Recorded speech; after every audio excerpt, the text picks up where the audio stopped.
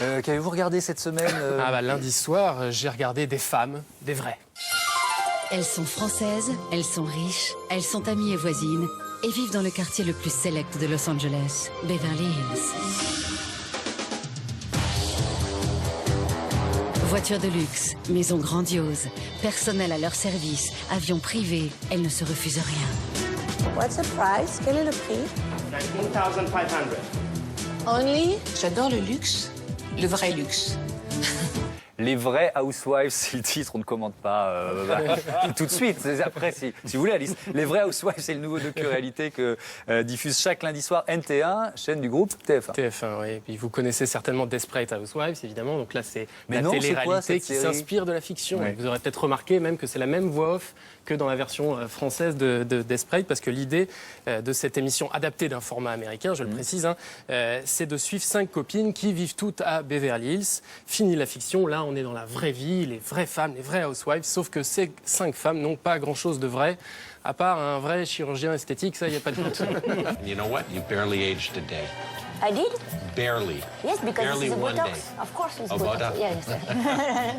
Thank God for both. With all the plastic surgery I'm doing, I hope I barely age. Oh no, the natural beauty. Yeah?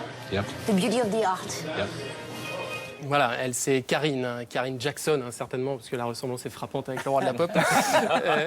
Au passage, vous aurez noté que le stagiaire qui s'occupe des sous-titres a traduit The Beauty of the Art par la beauté de l'art, non pas la beauté du cœur.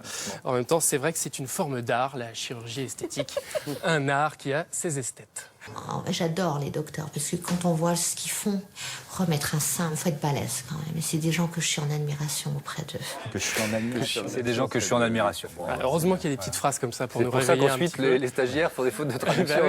Oui, parce que le problème, c'est qu'une fois qu'on a terminé d'examiner leur visage, on s'ennuie un petit peu. Leurs discussions n'ont pas énormément d'intérêt. J'ai ma fille qu'elle veut pas mettre des robes sans pantalon. Elle ne veut pas mettre de robe, pourquoi? Elle est très poilusse. Est-ce que c'est normal à 8 ans d'enlever les poils? Non, enlève-lui les poils, puis c'est tout. Enlève-lui les poils. Si ça la rend malheureuse, enlève-lui. Je dois appeler la psychologue de l'école et demander. Nathalie, t'es sérieuse quand tu dis que tu vas appeler le psychologue? Ouais, je vais appeler le psychologue. Mais t'es folle ou quoi? Je te jure. Enlève-lui les poils. Moi, je suis psychologue, voilà, enlève-lui. Voilà, et après 10 minutes de discussion, je vous ai pas tout mis, 10 minutes de discussion sur le sujet, on se dit que cette sombre histoire de poil est derrière nous, mais pas du tout, puisque le lendemain, elle va en parler avec sa copine esthéticienne. Doit-elle faire épiler Nicole? Est-elle encore trop jeune? C'est auprès d'une pro en la matière, son amie et confidente Christina, que Nathalie va chercher des réponses à ces questions.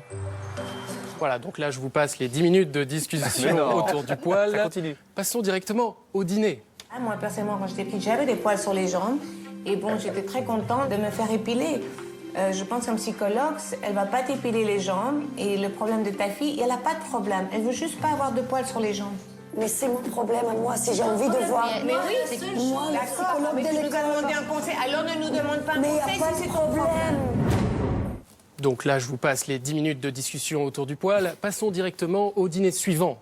Je suis pas d'accord d'en parler comme tu en as parlé l'autre soir, l'autre jour au polo avec des personnes que tu viens juste de connaître. Je trouve qu'il n'est pas normal de le faire. Vous êtes des amis, On n'est pas des amis. C'est une sorte de parenthèse inattendue. Inattendu, voilà. Mais On il est n'est là, pas en fait, des amis. On n'est pas des Viens de amis. dire Il ça. est là le problème en fait, parce que ces femmes ne se connaissent pas.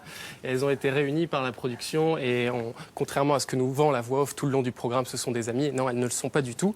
Et donc leurs discussions sont sans intérêt et sonnent un petit peu faux comme le reste de leurs aventures. On essaie de délayer, de faire monter la sauce, mais malheureusement le bol est un petit peu vide. Donc ce qui fait qu'au bout d'un moment, on a envie de dire... C'est quand même un petit peu too much. Ça va, on en a parlé, on stop. Ah, un peu de lucidité.